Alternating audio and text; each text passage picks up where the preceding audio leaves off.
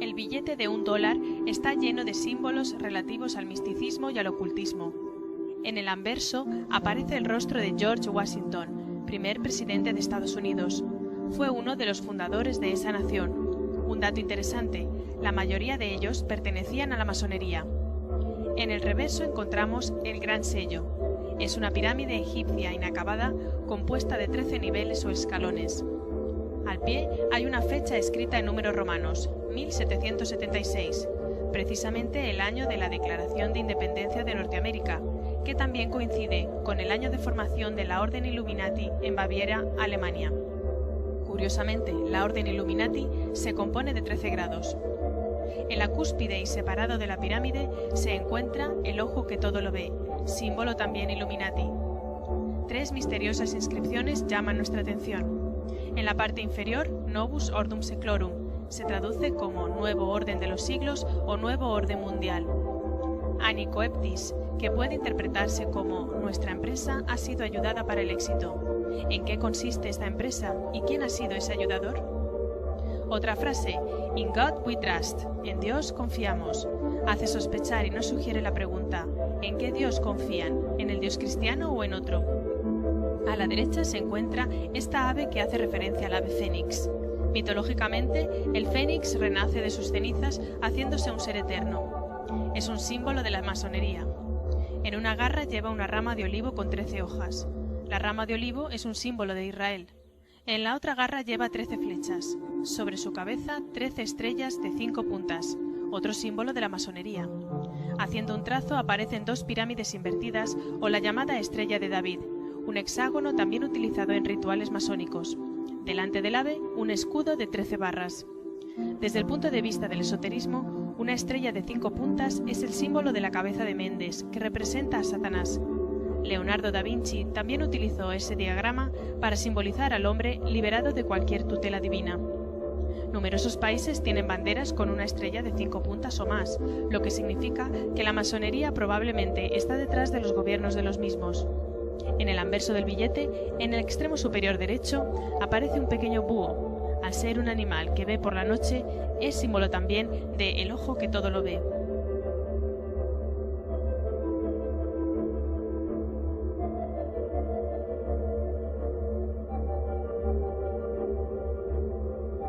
Se desconoce si Pierre L'Enfant, el urbanista de la ciudad de Washington, era masón, pero muchos piensan que lo era al ver símbolos ocultos en la distribución de las calles y de los principales edificios de la capital estadounidense, una ciudad diseñada desde cero. La primera piedra del Distrito Federal la puso la logia masónica número 22 de Alejandría, a la que pertenecía George Washington, en el llamado John's Point, junto al río Potomac. El monumento a Washington es un obelisco, figura egipcia que representa al dios Sol, dios de la energía masculina, y al falo. Si en un plano de la ciudad unimos con una línea recta Dupont Circle, Logan Circle, Socot Circle, Washington Circle, Mount Vernon Square y la Casa Blanca, se forma una estrella de 5 puntas, símbolo masónico ocultista y satánico. También puede verse dibujado en el mapa de Washington DC la escuadra y el compás masones y la letra G que completaría el símbolo masón situada en el monumento de Washington. Es curiosa la semejanza entre el Parlamento de Estados Unidos y la Basílica de San Pedro en el Vaticano, ambos edificios con grandes cúpulas y un obelisco delante circunscrito en una circunferencia. Gian Lorenzo Bernini fue el arquitecto que hizo la columnata de la Plaza de San Pedro en Roma. Según los expertos, estaba muy influenciado por el filósofo ocultista y jesuita alemán Athanasius Kircher, que además era un especialista en jeroglíficos egipcios. Según el antiguo sacerdocio egipcio y la masonería, un círculo alrededor de un obelisco es símbolo de la ciudad de Bet-Semes en Egipto, también llamada la ciudad del sol. En la Biblia, la adoración al sol está directamente relacionada con la adoración de Satanás. ¿Por qué usar símbolos? ¿Cuál es su mensaje?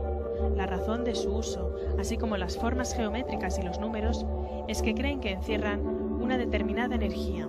Los símbolos atraen y generan la energía que representan.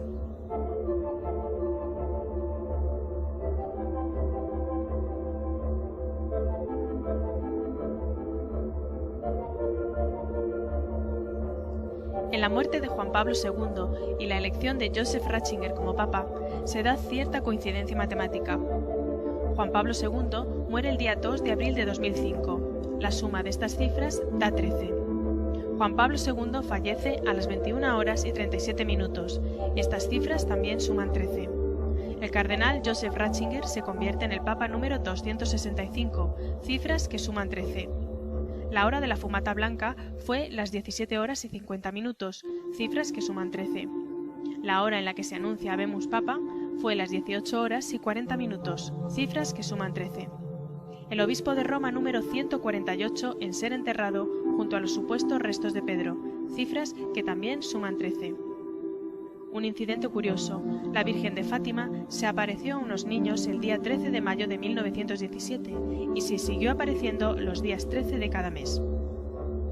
La Cábala es la interpretación mística que dan de la Biblia un sector muy importante de judíos y algunos cristianos medievales. En verdad, es la ciencia oculta que fue adoptada por la masonería. Según la Cábala, el 13 significa muerte y renacimiento, cambio total, transformaciones. El 12 más 1 significa Mesías. Según el ocultismo y el satanismo, el 13 significa Lucifer o Satanás.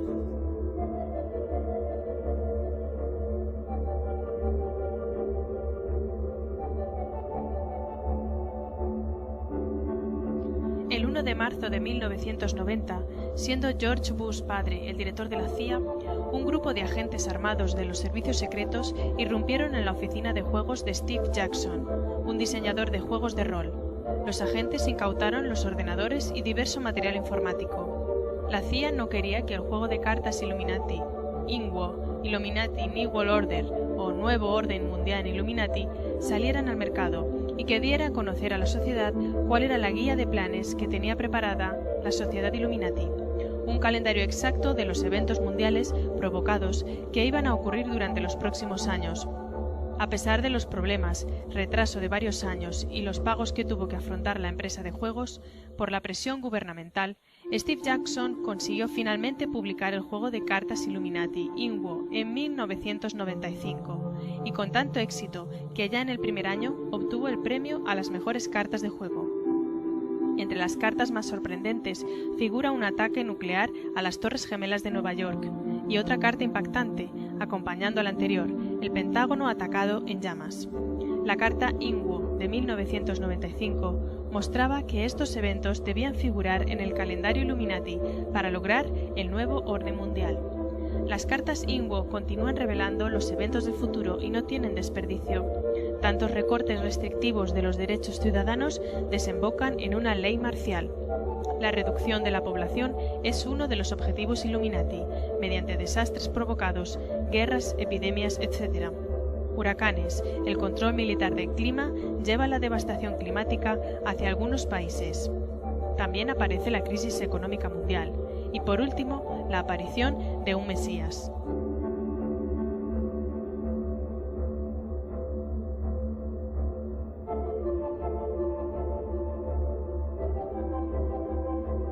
Un chip es un dispositivo de almacenamiento de información. Además de su aplicación en informática, en los últimos años se ha venido utilizando como implante en animales para facilitar su control y localización. Su uso se ha ido extendiendo desde los animales de ganado a mascotas y hasta los seres humanos. Existen chips integrados en tobilleras o pulseras para controlar a presos o maltratadores. En Estados Unidos se decidió implantar un chip a personas enfermas del corazón, en el que se almacenaba toda su historia clínica. Hace un tiempo se promocionó en Estados Unidos el uso del chip en niños, con el fin de evitar su rapto o desaparición. A raíz de su promoción, desaparecieron numerosos niños y la polémica del uso del chip aumentó.